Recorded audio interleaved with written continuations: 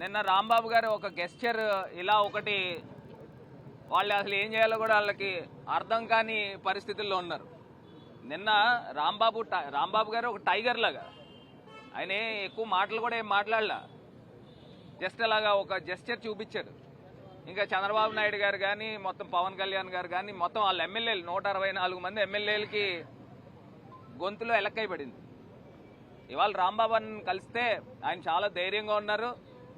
రాష్ట్ర వ్యాప్తంగా అంబటి రాంబాబు గారు ఒక మగాడరా అనిపించే విధంగా ఆయన హావభావాలు కానీ ఆయన ప్రవర్తించిన విధానం కానీ, ఇంటి మీద పెట్రోల్ బాంబులతో దాడి చేస్తే జరగకూడదని జరిగితే అక్కడికి వచ్చిన వాళ్ళు కూడా అందరూ గంజాయి మత్తులో ఉన్నారు, అందరూ కూడా తాగిన మైకంలో ఉన్నారు.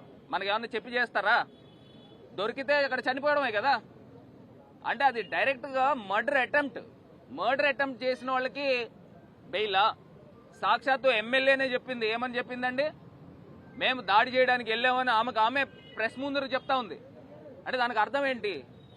అంటే మీకు రాజ్యాంగం లేనట్టే కదా. రాష్ట్రంలో పోలీస్ డిపార్ట్మెంట్ ఏం చేస్తున్నారండి?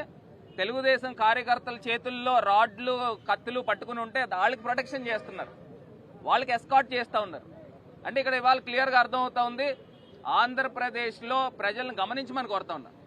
ఇంకో పక్కనేమో తిరుపతి లడ్డు వ్యవహారంలో చూస్తే ఎప్పుడైనా రాష్ట్ర బాగోగుల గురించి అంతమంది కూర్చుని ప్రెస్ మీట్ పెట్టిన సందర్భం ఉందండి?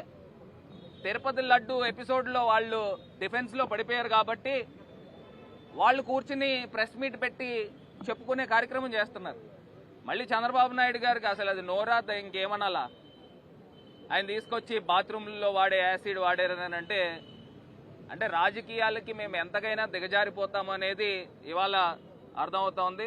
ప్రజలు కూడా ఎవరు హర్షించరండి. ఆ శాంపిల్స్ ఎప్పుడు తీసుకున్నారు?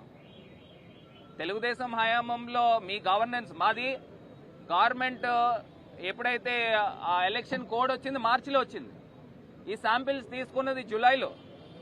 అంటే 4 నెలల కాల వ్యవధి మీరు ఆల్రెడీ గవర్నెన్స్లో ఉన్నారు. మరి మీరు లేకపోయినా ఒక 2 నెలల నుంచి మీరు గవర్నెన్స్లో ఉన్నారు.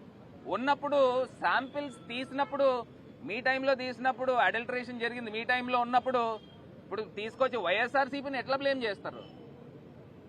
ట్యాంకర్లు వెనక్కి వెళ్ళిపోయిన ట్యాంకర్లు ఇంకో రూపేణ మళ్ళీ వెనక్కి వచ్చి ప్రసాదానికి వాడినప్పుడు మీరు దైవ తప్పిదం చేశారు.